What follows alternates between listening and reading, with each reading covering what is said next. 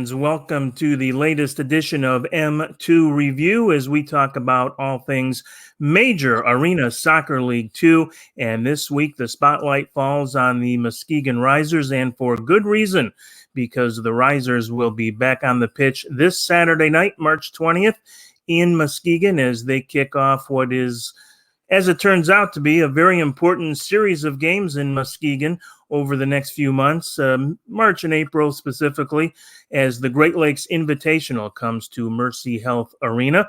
And here to talk all things Muskegon soccer and M2 soccer is the Director of Operations for the Risers.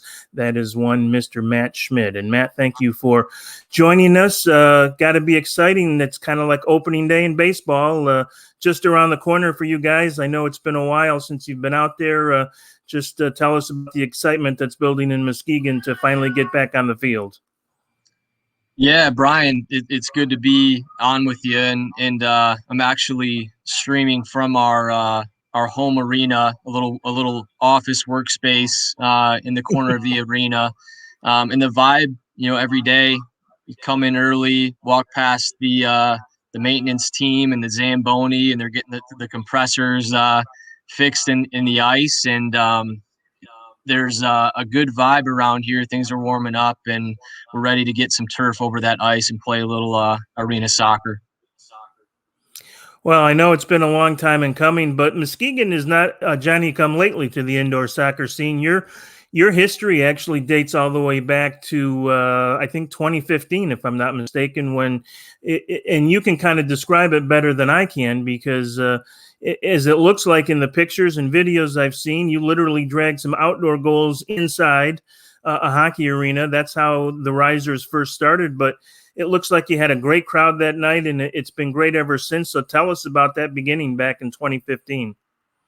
Yeah, that's really a nod to our story, Brian, and we actually launched our operations in January of 2014, and the vision at the time was to be a men's outdoor team that would play May through July in the summer months here in Muskegon. And the Risers name, the branding, everything revolves around promoting the Muskegon community here on in West Michigan on the shores of Lake Michigan. And because we had such a community-centric focus and continue to have that, our mission and our team really resonated with people who weren't just soccer fans in Muskegon, but just believe in the potential of the area and wanted to get on board with something that was spurring and capturing the revitalization efforts of people in our community. So once we hit the field in 2015, we had a really good following. Our first ever game in May of 2015, and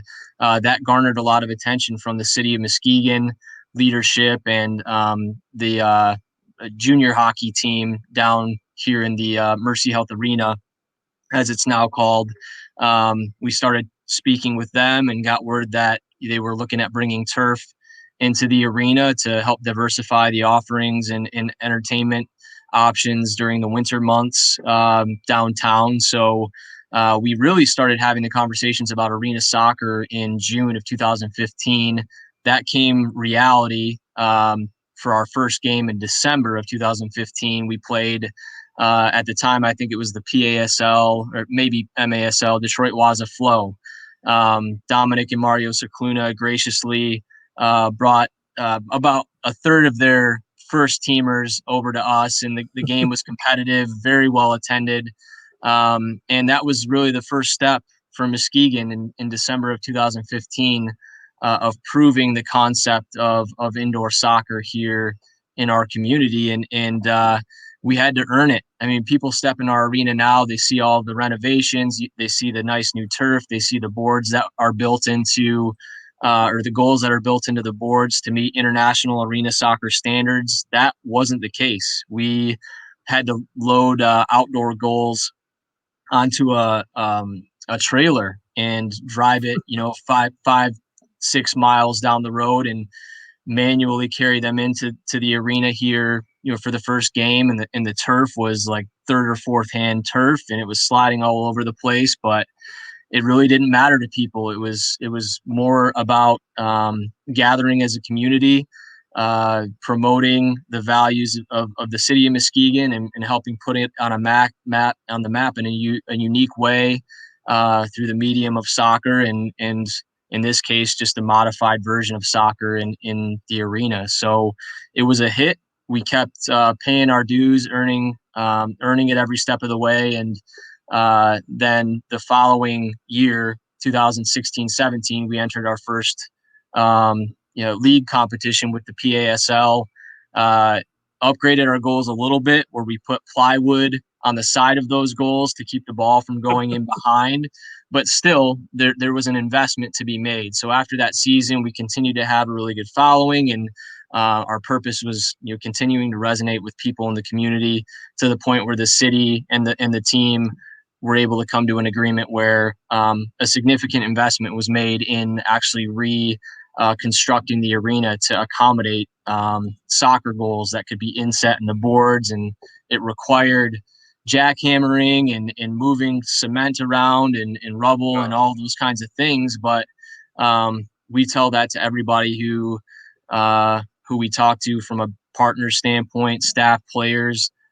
Those actions speak, and they speak towards the long-term commitment by the city of Muskegon to the Risers soccer team. And I'm kind of getting a little bit ahead of ourselves in terms of fast forwarding, but you know, typically leases go year to year when you're proving yourself. And during COVID, we were able to go back and forth with our lawyers and the city's lawyers for, it seemed like 7-8 months, until October of last year, 2020, where the City Commission of Muskegon actually voted and approved a long-term agreement for the Risers here. So, as we can all understand, while we love leagues, without an arena, without a community, without a customer base that you serve, everything else is pretty peripheral. So that was a really critical aspect of us continuing to grow and solidify ourselves.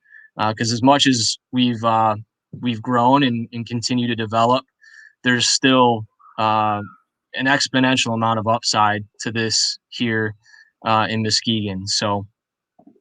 Well, it's a great story. It really is, and I know it's hard for people that look from the outside to appreciate just how much effort and time and blood, sweat, and tears, as the saying goes, went into it. But it's rewarding to see what the outcome is, and that's one of the things that strikes me when I look at some of your video and some of the pictures from your games. Two things: the stands are usually pretty filled, which is remarkable for such a new entity. And the other thing is, looks like people have a great time, which is, I guess, why they show up, because the soccer is very good and the entertainment value is very good. But your community support is to me almost as strong as it has been right from the start, almost unprecedented. You don't see that in a lot of communities, and that has to have been maybe the thing that's driven you as much as anything, I would guess. Yeah, and again, it speaks back to our purpose, and our priorities. That the priorities in this order are community, then team, then really anything else. And I think sometimes as clubs, you sort of forget that mission when you're looking at the standings and points and records. But the reality is, your community is your customer base, and you have to make sure that your purpose resonates with them, and that you're really connected and reflecting the values of your community. And that goes for sports in general, right? I mean, the value and place of sports in our society is very much to reflect all that is good in our communities, and promote cities and brand them a certain way. And if you think of different cities across the country, you think of LA, you're probably thinking about the Lakers, or if you think Dallas, you're thinking Cowboys. We were very mindful in creating this team to where, if people think about Muskegon, we want the Risers to sort of be correlated with that, and that sort of forward thinking, unique branding, to play in their minds when it comes to our city and our community. Yeah, well, it's really a great story. Let's look ahead now because you've written the past and it's been so good, but living up to that now becomes the challenge. And you'll be hosting the Great Lakes Invitational, or most of it. Cleveland will have a couple of games at home in Northeast Ohio as well that will help figure into the playoff picture this year in M2. And your first game is this Saturday against Fort Wayne. So tell people what they can expect, how to get tickets, and how the Great Lakes Invitational maybe all came about. Yeah, so the concept of the Invitational was launched in late November, early December of last year, when there was a lot of unknowns still in terms of availability, league schedule, all those kinds of things. So we kind of took a leap of faith and carved out 3 home dates: March 20th, which is this Saturday, April 3rd, and April 24th. They're all Saturdays, and we essentially then looked at potential opponents. And Fort Wayne is it's got a phenomenal soccer culture, especially related to street soccer and futsal. Guys growing up in the Fort Wayne area. A massive name would be DeMarcus Beasley, longtime player of the U.S. men's national team. But there is a strong soccer culture in Fort Wayne, and being 3-4 hours away from us, it makes a lot of sense to start developing that business relationship with a team like that. And they came in last year. Fort Wayne did, and they scored with as time expired to beat us. So there's a little bit of a grudge match there. It's going to be good soccer, competitive, and so this Saturday is going to be our first step, in launching this Great Lakes Arena Soccer Invitational. Then again, you alluded to the Cleveland Crunch.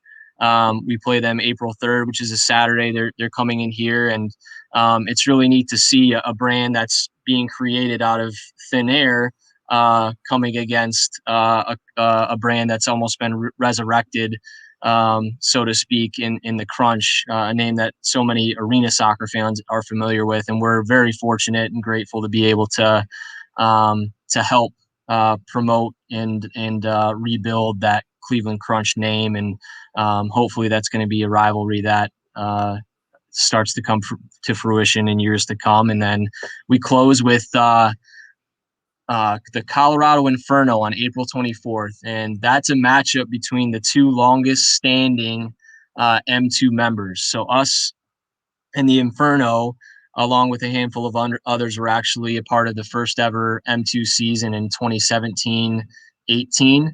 And teams have come and gone, and we've kind of right-sized a few things and gone through some growing pains. But Colorado has been there through it all, just like Muskegon. So it'll be pretty serendipitous to have those two teams closing out the Invitational here in Muskegon, in Mercy Health Arena. And then some of the teams are actually going to play each other in kind of a neutral site situation there in Muskegon as well. So the Riser fans won't only get the chance to see their team in action, but if it works out, they may be able to get a chance to see some of the other teams against each other in games that will count towards the playoffs this year.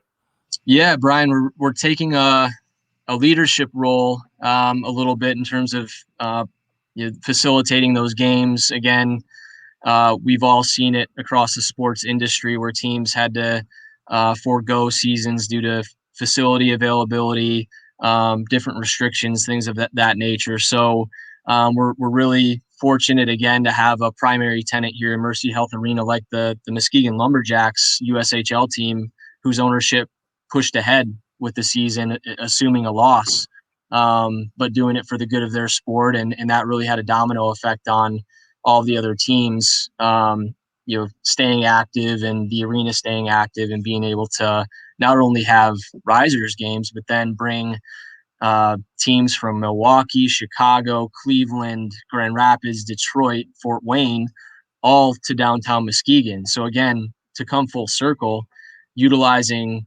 soccer as a means of promoting your city, it really doesn't get any more true to that mission than what we're doing here with this Great Lakes Invitational. So we're grateful for it. We don't take it for granted at all. And the teams that are coming in and everybody that comes out, watches the game, our mission is to serve them as best as we possibly can here in Muskegon. So if you want to tune in, if you're not able to make the drive to any of the games, you can find our stream right on facebook.com/Muskegon Risers. If you're willing to make the trip, again, they're all Saturday games. So, if you're within driving distance, come on out, muskegonrisers.com/tickets. If you just Google Muskegon Risers, you'll find the tickets, no problem. And again, we're right in the heart of downtown Muskegon where there's so much going on. There's 4-star hotels. Actually, behind me through this window, Brian, is a $21 million convention center that just got built that actually attaches to our arena. And then on the other side of that convention center is a Delta by Marriott hotel, and they're all interconnected with the street, Western Avenue, also having a variety of restaurants, a couple breweries. So again, when we talk about that sports entertainment experience to help drive activity and make a social and economic impact on your community, that's again about as true as it gets. And lastly, we'll talk forward again about M2. I know it's been an unusual season for everybody. And by 21-22, we can all hope we're all back to normal. And the plan, I assume, for you guys is to become a full regular member, if you will, of M2 with a full schedule home and away. And just what do you see as the future of your franchise and M2 in particular? Yeah, so I kind of alluded to it earlier. There were some growing pains with M2, but we really committed to the concept and the direction of the MASL pyramid last season. So we've sort of already answered this question when there were teams kind of figuring some things out and going over to the PASL at the time. We stayed put, and for a season we were the only member in the Great Lakes region in the M2. And we decided to stand on our own, commit to an idea that we knew was doing things the right way, and started to network. So teams like Fort Wayne, markets like Fort Wayne, markets like Grand Rapids, Kalamazoo, they all have arenas that teams can grow into to potentially be members down the line. So we're really happy to see the Chicago Mustangs return this year. The Cleveland Crunch is a big addition as well, and we fully expect to see a couple of other teams within that radius join as well. And listen, we're M2 members. We've shown it through thick and thin.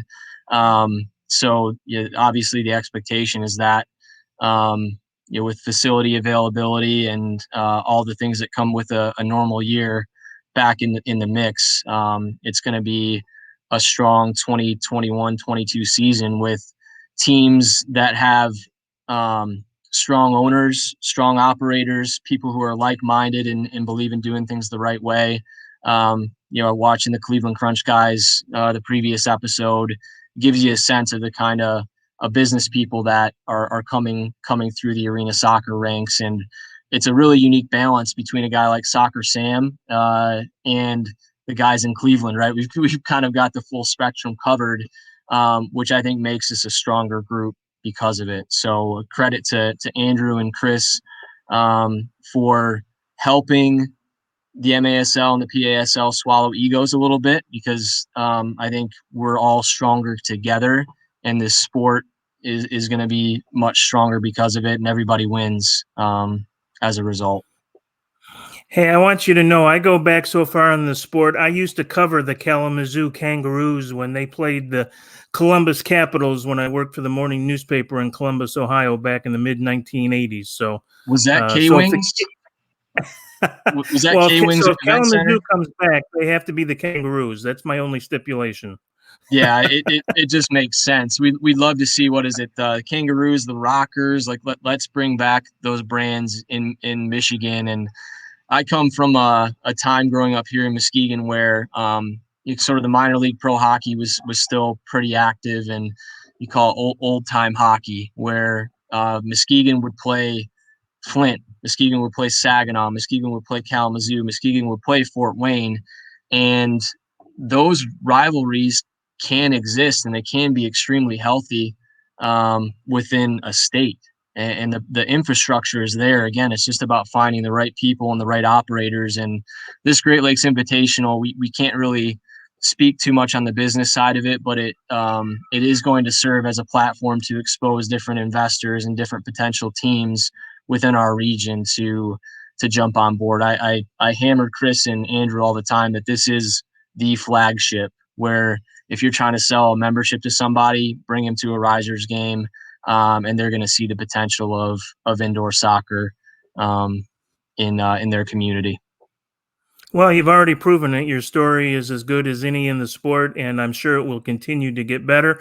Matt, we thank you so much for joining us. We wish you a lot of luck with the Great Lakes Invitational over the next couple of months. We know it'll be a success, and we look forward to next season with you guys and a bunch of other new teams in that area. As you said, Northeast, Great Lakes, Upper Midwest area, joining the M2 ranks to make it a lot of fun for everybody. So good luck this weekend, and thanks for joining us.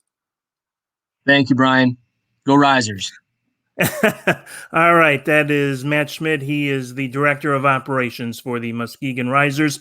Back in action Saturday night, March 20th, in the first game of the Great Lakes Invitational. That will be against Fort Wayne, and you can go to muskegonrisers.com for more information, including tickets.